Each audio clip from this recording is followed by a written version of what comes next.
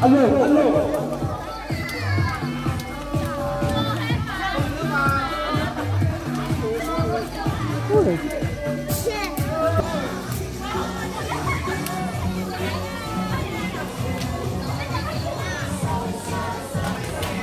Xin cảm ơn tất cả các quý vị đại biểu, bà con nhân dân và toàn thể các em.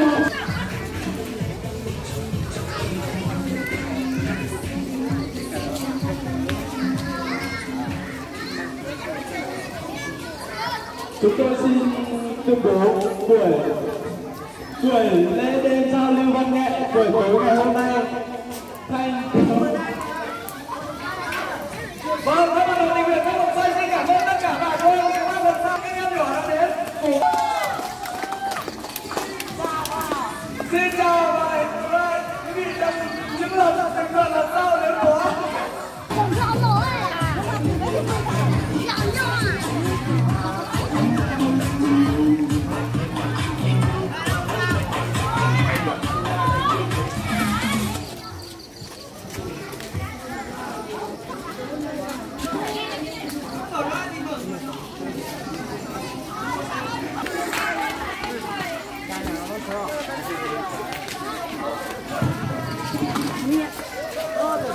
chưa là lui à.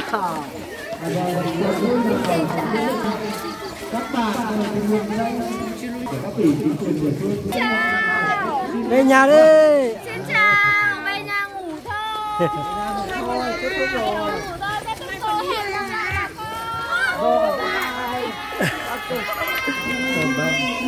Mừng quá mẹ ngủ đi, không bán bài gì ơi. Hãy subscribe cho kênh Ghiền Mì Gõ để không bỏ lỡ những video hấp dẫn.